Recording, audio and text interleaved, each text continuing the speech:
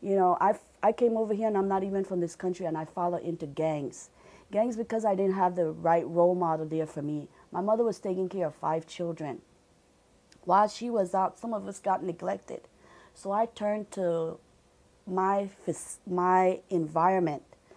And what they say, you can become a product of your environment if you don't have the positive support there for you. You could say anything if you don't walk the shoe, you know, and say that could never happen to me, or I'm not going to do that. But you don't know until you experience it yourself. So I became a product of my environment. But education was nobody, my mother didn't have an education, so I didn't have nobody around me that tell me, you know, that education is going to get you out of the poverty. We need to hear that when we are young, growing up. I'm a single parent. And if I could do it, I pulled myself from the lowest of the lowest. When I came here, I was homeless in 2000. I didn't even have a GED. I went to Gulf Street, got my GED, overcome homelessness. Now I'm living with my 2 children, and my graduation here is for spring. And I overcome so much adversity. I've been through domestic violence. I was also in the system as a foster child. I was incarcerated for 6 years. I overcome many obstacles in my life.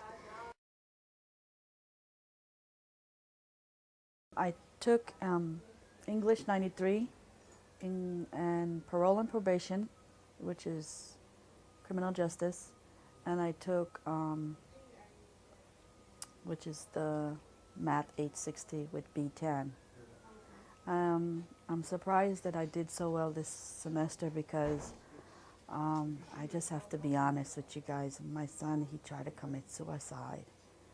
And this is what happened. My own son, he choked me because I wanted to take away his cellular phone from him.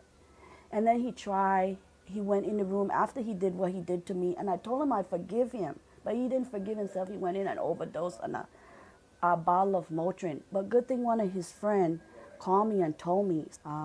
I explained to him that it's not easy in life, but if you just be persistent with your goals and your dreams and real with yourself, it's bad to stuff. So me being a single parent is extra stressful for me because I have 2 children. And then one is ADHD, and he got kicked out of the YMCA. So I didn't even have the after school program for him. I had to tap into some other resources that I knew about and fall back on it. And then now I have to go way to Cabrillo, 19, where we reside at, bring him way over here to the child care here. But I had to do it to make it through my semester. I had to drop a teacher, and I learned from that experience that closed mouth don't get fed. On this campus is you have to try to socialize to find the right instructor that fits you. So this is what I went through for my semester. But God still sustained me, and I made it through the semester. And if I could make it and God changed me and is using me, anybody could do it. Anybody could do it.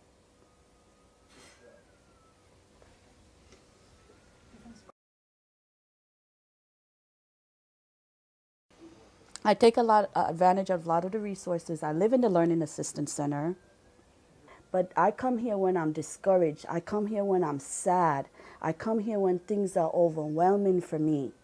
I come here even if I have to be in an emergency room at 5 o'clock, if I have to come and get my notes so I could keep up on top of my grades, because this is the only thing that I haven't tried. I tried everything else on this earth that was negative.